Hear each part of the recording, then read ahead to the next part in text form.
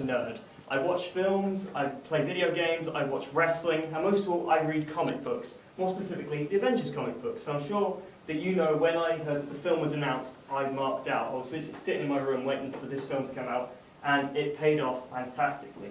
A little bit of background for it. It's been one of the biggest prologues in recent years. It's had 5 films leading up to it, including 2 films of Iron Man, which were fantastic, 4, The Incredible Hulk and Captain America. Now, I'm sure most of you have heard about them before. They're from the Marvel comic universe.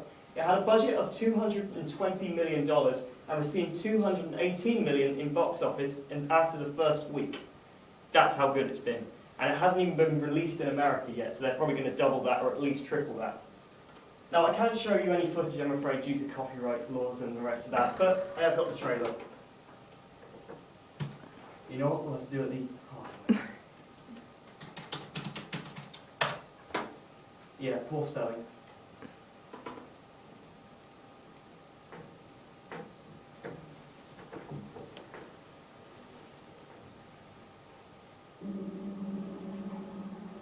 You were made to be ruled. In the end, it will be every man for himself.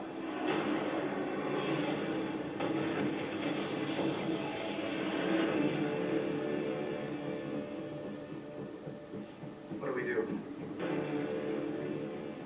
We get ready.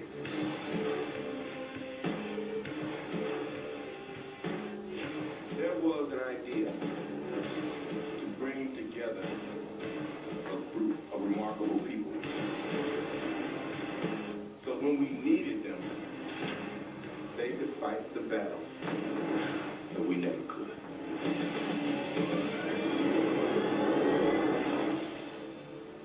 Gentlemen, what are you prepared to do? No offense, but I don't play well with others. Big man in suit armor. Take that away. What are you? Genius, billionaire, playboy, philanthropist.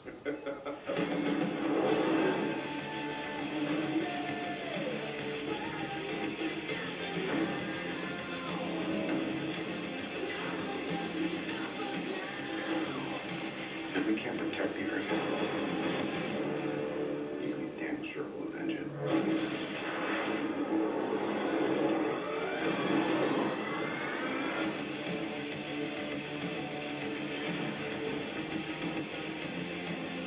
Dr. Bennett, your work is unparalleled, and I'm a huge fan of the way you lose control and turn into an enormous green rage monster.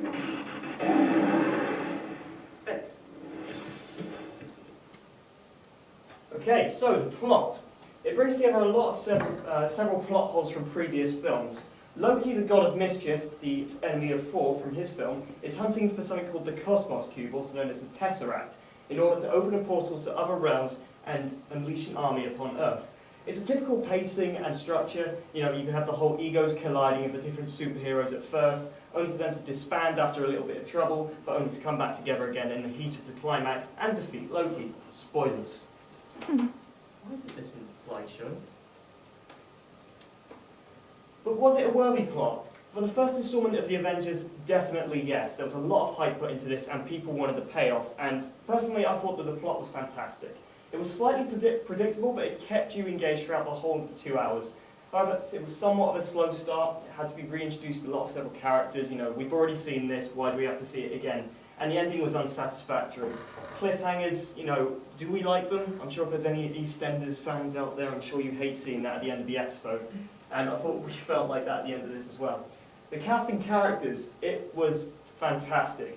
All the characters seemed to have been represented correctly by all the actors behind them, and it was correct in order of canon within the comics. Need I say any more about who stole the show? Robert Downey Jr. himself. He was playing Tony Stark, also known as Iron Man, and he is the personification of what Robert Downey Jr. is. Cocky, brash, arrogant, and I'm sure you can guess the rest. He had some excellent one-liners throughout the film, giving fantastic comedy, and he is my man crush. I'm happy to admit that. Also, Tom Hiddleston as the villain Loki provided an impressive performance and really went to town with this villain. It had elements of Hannibal Lecter played by Anthony Hopkins in The Silence of the Lambs and The Red Dragon, and also the Joker played by Heath Ledger. So it put together a villain that was It was psychological as well as brutal. So it really got into the mind of you thinking, hold on, might this guy actually beat the Avengers? And that's what makes a good villain, in my opinion. Also, Mark Ruffalo as Bruce Banner, the Incredible Hulk.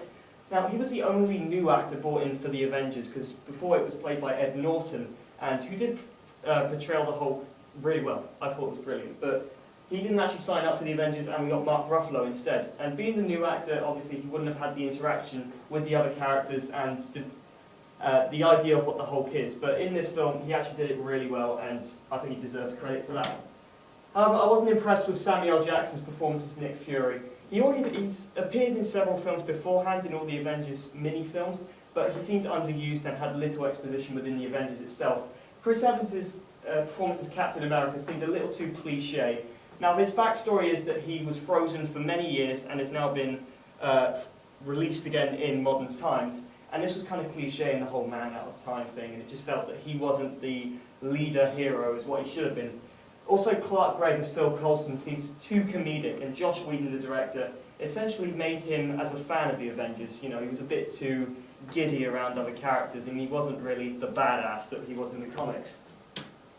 Special effects, now they pretty much pimped out the 3D as much as they could for this, but to be honest, I don't like 3D. I don't know about you guys, but I can't stand it in films. I don't know if that's just because my eyes don't really register it that well, but it's just unnecessary. We want to sit there and watch a film with our popcorn. We don't want it coming out the screen towards us. And also they went a bit Michael Bay with this one. They tried to throw as many explosions into it as possible, and it just looked a mess at the end. So, cool story, bro. Needs more giant mechanical worms like they did in the comics. And the final verdict, go watch this film. Please go and watch it. If you've had any inclination to comic book films before, this will satisfy you in every possible way. It's the perfect combination of superhero action and comedy. In previous films, they went for a bit of a sitcom element towards it, especially in 4, and the comedy just felt really awkward in that. But in the Avengers, the one-liners they put in, especially from Robert Downey Jr., it worked really well in comparison. The plot and characters integrated really well into this adaptation, and it felt like you were reading a comic book plot. However, it was a little silly at times, but that can obviously be overlooked by the amazingness of what the Avengers is. And the fact that we have to wait for a sequel is just frustrating, because I want to watch more Avengers. Hence why I'm going back in a few weeks to watch it in 2D, because I don't like 3D. So, Josh Whedon is now our god. I'm sure you've seen this picture in Forbidden Planet now. Final rating, 9 out of 10. Go watch it. Okay, brilliant.